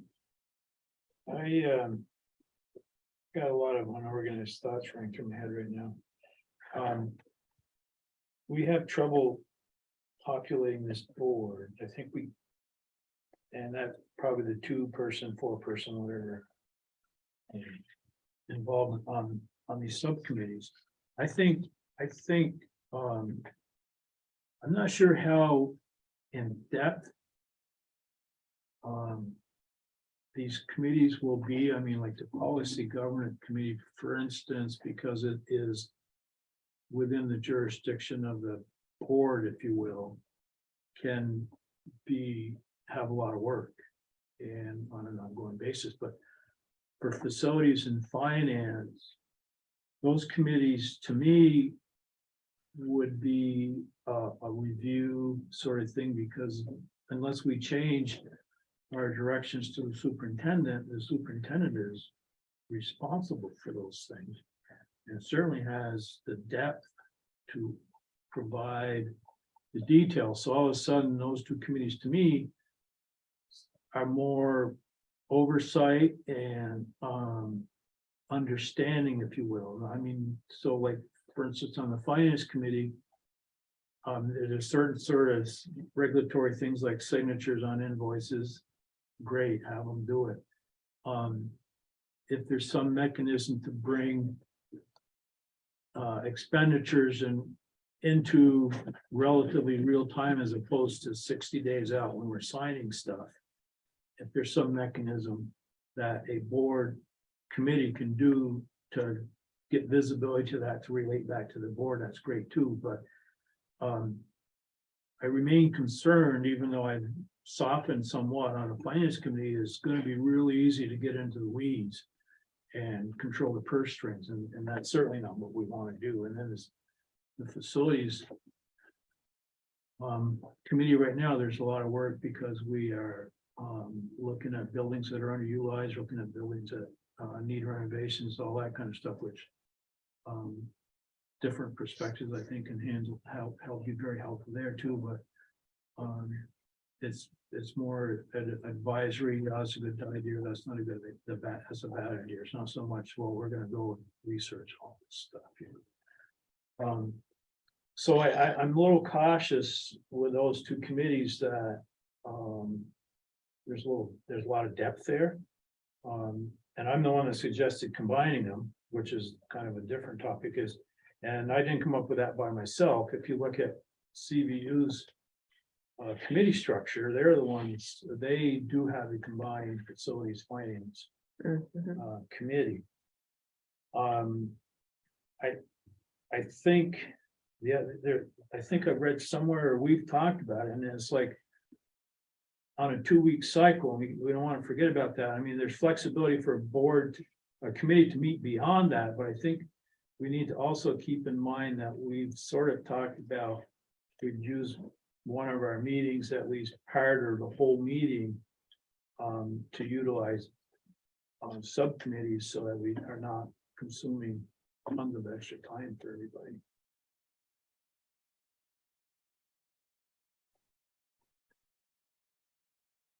So, Okay. Sorry, I was just gonna say something if I could. And also just to say, I'm still struggling with how much I should be speaking as the board chair, so if I'm speaking too much, tell me, it's not my role. But to the oversight and engagement you mentioned on the finance committee, Kevin, or sorry, you were talking about the oversight and the getting in the weeds and all that. One thing that I think it was Brad's feedback is, and this resonated with me based on the community engagement work. I think another part of those committees is engagement. And that, so that could be time consuming as well. And I think that also could help with getting out of the weeds, that it's really about how do we educate our community about what's happening and see if there are places for input. The other thing I wanted to add is that back to the constitution of the committees. And I just wanted to share a little bit about how it's worked with the community engagement committee. For what it's worth, we've kept it really informal, our community membership. The board is appointed and it's the board that's required to be present to have a quorum, and then community members come and go. I think that that's been, from my experience, helpful because they're not voting members. And so they ultimately, the work lives with the board, but they're very involved and invited to participate. And folks' interest really waxes and wanes, but we're not dependent on that to keep going. And then also, yeah, what was the other point? Oh, that I think it's really important, however, that community involvement looks, and I've struggled with this at times, is the regular need to educate folks about the role of the board, so that when there are community members there, they're not doing this work on a regular basis. And so their degree of understanding of what we can do and how to do it varies. And it's really important to just keep educating folks about that. So anyway, those were just two things I wanted to comment on. Yeah. so I think we talked last time about whether or not we were going to do a facilities committee on the board side or on the superintendent side.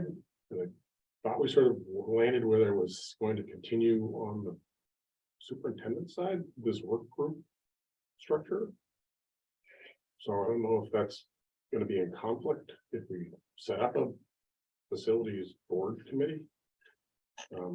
Or if we want to switch gears and move it to the board side of the equation.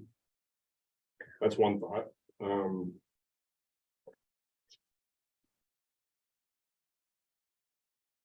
And then on the finance side, just this topic today about whether or not we're going to move to a different reporting structure.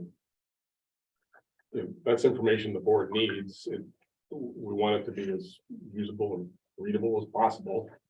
But having the whole board sift through the different formats and the pros and cons, maybe that's a better topic for a couple of folks to be sold on first and come back to the board with recommendation. And then I think whether or not we use an official second meeting for committees, I think the idea was we were going to have a standing regular meeting.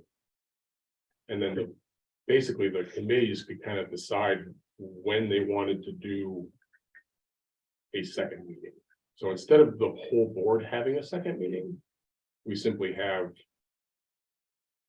committees deciding when they want to do this. And that way, we're still only committing to 2 meetings, but that second meeting is flexible.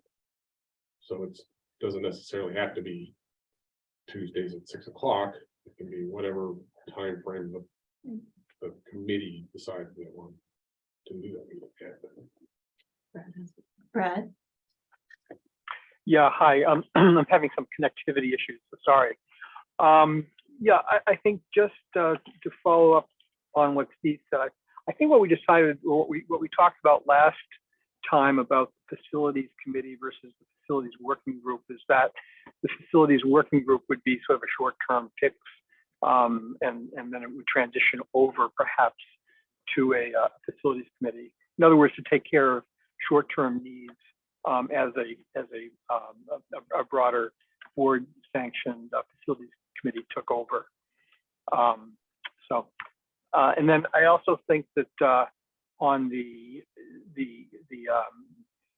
I thought that, you know, Kevin's and Steve's drafts were really pretty good, and I thought that the language kind of, you know, indicated that the intent here is not to get into the weeds, but to have a structure, you know, through committees where, you know, individual board members can get greater insights and have a better understanding of sort of some of the decisions or the challenges that the administration is facing, and thereby would be, you know, the board as a whole would be in a better position to make good decisions.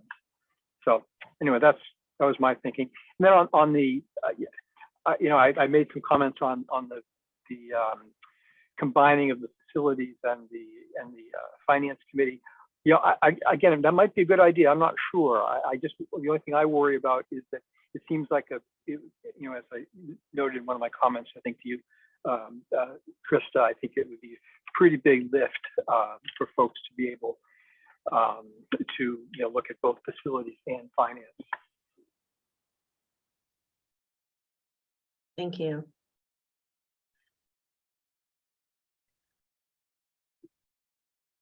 I have an idea for how we can, what to do next. Well, let me know if you don't like my idea.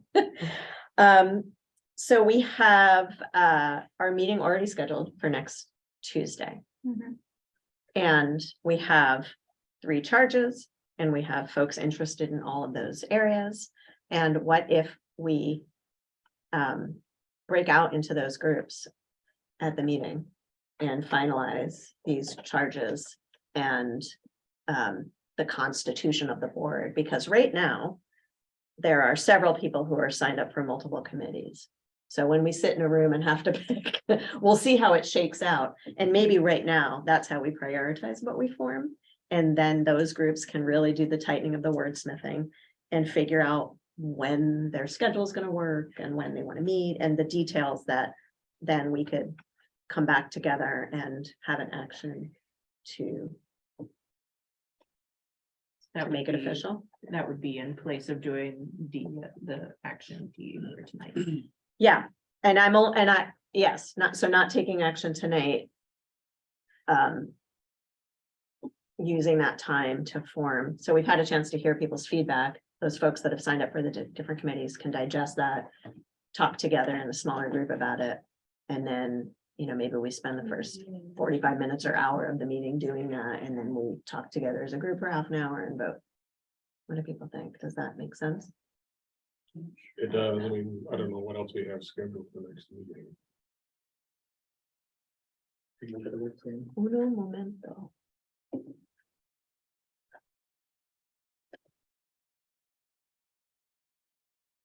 Adopt new committees. There is an informational future focused under that heading, MAUSD, MAEA early discussion. But we had also identified early childhood systems 101, sort of that, to pick up the conversation from a while back. And we're in conversations with a pre-K coordinator to bring some information, and She's prepared Yeah. to come on the board. So maybe what we could do is figure out how much time we realistically need in our small committee work groups. and still how much time do you think would be a good use of their time and? 15 slide presentation. Mhm. How much time are they counting on or prepared to and feel like would be enough to really dive in? I feel like we Days. had talked about it, yeah. It is I that want to big, make sure if but we're asking someone to come that we're, honoring their time. and I think if we planned there. an hour, that would probably be more respectful, and if it ends up being less time, then it's found time, and that's great. I mean, we could do that at the beginning, Yes. and then move into our committee Yeah, you want, conversation. anybody's gonna come in, you wanna put them before. Yeah, and the MAUSD discussion is not set and something we're gonna talk about, so. And our executive session is not next meeting, and then after that, about the student discipline. Correct. Yeah, so it's a fairly open meeting. Okay, heads nodding, so, all right, And I would just, I'd be remiss if I didn't mention this now, and probably next time we get together too. One of the things I'm remembering our presenters talk about is being mindful of how much support you need from central office folks as you're crafting these committees and Mhm. determining when they meet. Mhm. And making sure that you get the support that you need when you need it. yeah, I think that worksheet would be a good thing to do at that time. Yeah, and I had noted in the policy charge that whoever the administration should have a representative, but it could be delegated to whoever you felt was appropriate. Okay, so I think we're good. We're gonna table that action item. You need a motion to table that? Because it's an Do we? action item. Was it Yes, action item? Yeah. we do. Okay, can I have a motion to table So moved. Aaron and a second? A second. Kristen. Okay. Okay, so discussion, We've got 7 minutes in this section. okay. We need a- we need a- All right, let me check my notes on this. Okay, so, we need a vote. oh, sorry, all those in favor of tabling the committee formation, please say aye. Hi. Opposed? Abstained? Okay. Thank you, Steve. So, my notes about the superintendent evaluation process, we've added in the quarterly check-ins during executive session. And which has been really helpful. We haven't had a time to meet in executive session without the superintendent, which might help us to first think about what we might want to know during that time with our superintendent, and also help us to make sure that we are managing and governing well. And that way we're not getting to November and looking at all the monitoring reports and wishing we might have had an opportunity to have more dialogue before that. So one way that this could look is that we would allow time at the start either of an executive session, that was when we were going to be hearing from Patrick, carving out, maybe 15 minutes to check in just as a board. Another idea would be to do it separate from those already scheduled executive sessions. Again, this is just from a concern that was raised about the once a year review and in what way we're able to provide ongoing communication, feedback, input. And those are the quarterly check-ins you're talking about. Correct. Correct. So, yeah, thoughts about that? I think it's great. Yeah. I like maybe hearing from Patrick and then having 15 minutes to reflect, or I don't know, who's thinking about. It's been a while since we've framed out what that's gonna look like too. I don't know that it's really ever been framed. Yeah. It's more of an open conversation about how things are going, with an opportunity to dig into some of the details that would be appropriate. And I was just thinking, like, if we could hear from you in that, and then at the end be like, what did we hear? What didn't we hear? What Mhm. might have been helpful? And then use that to guide what happens in the next one. kind of a recap. Recap. And it would help me. It would help me to know what's the board looking for in this. They've been historically just whatever I bring up is the topic, that they haven't been really informed by board thoughts. So it would help me leading up to that to know kind of what direction to go in. Would it be possible to query the board before we're going to have one? Yeah, With just notes to you? yeah, like, that's what I was wondering. because I think initially the idea of meeting beforehand is to say. Because I think you bring us things that are really relevant and timely, but maybe there's another thing that we're wondering about, which was the idea of meeting beforehand to see if there's anything else we would want to ask about. But I think that could be But done. we could do that It that could just be way. done like, Hey, we're we're happy gonna to do it, check in. if there's anything particular you'd like Patrick to address, Yeah. just send me a Send it note. out. Yeah. And that would be helpful for me, like the idea of the 15 minutes before, like. I'd rather know before that night what you want to talk about, rather than Great. Yeah. as soon as I'm there. Blindside. Tell us more about this. Okay. Pop quiz. Right. Also, outside of organizing that is having the check-ins at regular intervals, which I'd already raised. Having really regimented quarters and not wishy-washy ones, so that we're not backtracking or missing something. And I think we could follow up with a 15 minutes at the end by ourselves. Mhm. Give you any, aside from what you already want to bring up, give you some topics that we might want to hear about. And then we can check in with each other afterwards. Okay, so the next check-in is April 18th.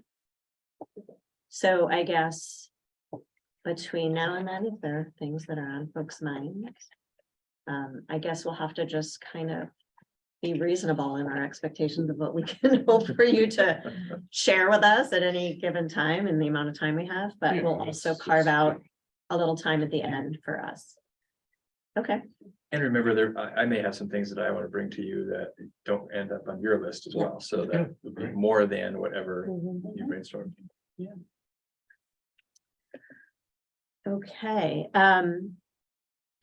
Next is a discussion of the survey results of board agenda topics. We had 2 respondents, which was an very sad. So, we have our items to add to future agendas, and I put that into a Google form to try to see how we can all be part of thinking about where and how to place those. The good news is that one of the top 2 choices is happening on the 4th, which was the pre-K conversation. The second top choice was an update on the Levinson report. And so, if folks are okay with just prioritizing that, the other topics were more broad, assessment 101. And sorry that I wasn't good about defining what those were in advance. But that was related to how we are, board education around the assessment tools that make up, I think, a lot of the ends report. And then another was, you had a question about that one too, direct inspection. So you clarified. And that was, yeah, so those were, and that, could be part of the P&G committee. There was a third one that I'm not remembering. School choice. School choice, oh, right, that did come up as a tie, I should say, with the pre-K conversation. So, I think those are 3 weighty topics. We're tackling one already, and then maybe we can talk with Patrick about how to time the next 2. And it'd be good to hear more thoughts in particular around the Levinson, because the Levinson report was Right, big. We've been doing some things like, so cost-effective mindset is sort of where the focus has been in our work with Nate. There are a lot of other big topics that have been sort of parking lotted from there. So what's happening with 6th grade, other, items in there that are fun and controversial and potentially impactful, that we should have some conversation about, like, what are we doing with these? Are they gonna sit on the table, or are we gonna make a plan to talk about them and do something with it? So it's I see it's sort of at least a 2-fold approach on the Levinson piece. So the constituency, from my point of view, has weighed in rather decisively on some of the bigger topics that would not only improve student outcomes, but control costs. So I think that big picture is down to something like this now. Unless I'm missing something. Well, out of the options that in the report that we have available, it'd be good to understand what we want to do with them and. Where we're headed with them. I would also have some questions about assessment 101. That's like a dissertation for 4 years. So, and I can imagine it looking to make it more engaging and give you just what you need in terms of the broader scope and how to connect it to reports that we provide you. Can almost imagine something like what we did with the principals with the SEL topic. Yeah. But maybe with teachers, you know, to understand the difference between formative assessments, how we use grading and jump rope, proficiency, just some little snippets to help piece a puzzle together for you. It might be more interesting that way. Katrina, I if, think timing would be very important. yes, well, I was just gonna ask you that question because I know you're immersed in writing the ends report, like August now. But in the summer, Right. well, we have a new assessment we're about to give, so that we've never given Oh, yes, before. I have to. That's train going great, by the way. Friday. She said with a grin. Yeah. So we would not be ready to do, we're administering that assessment in May, No. all of the month of May. And that is going to consume all of the folks that would help with the assessment 101 Yeah. between now and then. No, I was thinking maybe before we see the ends report. You know. It would be interesting to have that fresh context. Yeah, I mean, I could Retreat or see- the September meeting. Yeah, I could see Yeah. September. The way I'm describing it and around Robin, more of a engaging. Yeah, I mean, the Or- SEL was great. Would the retreat be Tuesday? Yeah, maybe it's a retreat. I don't know that I would have a lot of guests joining us at the retreat. We should at least wait until contracts are signed. before we- Right. And where the location, you know, Basin Harbor, I don't know, red chairs, maybe. All right. Sticker on the contract of the person. that You wants have it. to. You had a star on your contract. Yes, you get to come. Okay. We're at 8:03 and. Awesome. Okay. So you saw the Community Engagement Committee update and just wanted to let folks know that actually we did receive the grant from the 5-Town Friends of the Fine Arts. I think that's all the acronym to help fund that, which is awesome. So grateful for their support. And we have confirmed that it is going to be on Monday, May 8th. It's actually gonna be at 6:30. And still talking with Shannon about also doing an in-school field trip where students can sign up to screen it during the school day. So stay tuned, but that's a big focus of our work and super excited about it. Okay, We did a lot of preparation. yes, so review work plan and additional agenda items. Feels like we've got a pretty good plan in place. Everyone good with that? And I've got the assessment up. Okay, so we'll do our board self-eval, then we'll do public comment. Because when we go into executive session on our 2 items, we are not going to come out with any action. So that way we can let folks go home. So do you want to run us through that? A level of engagement for all board members, high or low?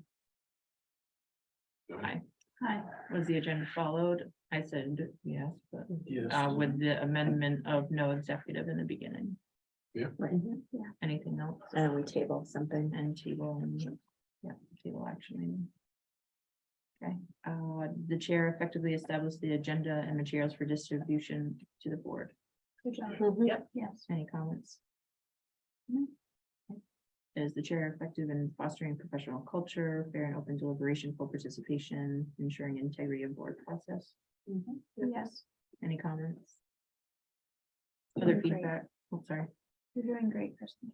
Thank you. It's a hard job. Appreciate it. Any other feedback besides that? Went well. I love the time keeping element. Yes, I'll second that. You have 3 minutes. And it's matter of fact and stern. Love it. Pretty adamant Parents of about small kids. And teenagers. it. No teenagers yet, yeah. Timekeeping, anything else? Any other suggestions for future meetings? Okay, done. All right. Okay, so we have a few members of the public. Anyone want to share any public comment? You can raise your hand and we'll call on you.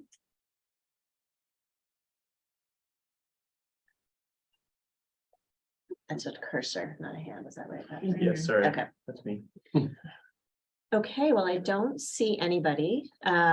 So we are in need of 2 executive sessions. The one is just to provide a brief update on our grievance, and that requires, in order to go into executive session on that, that requires that we first find that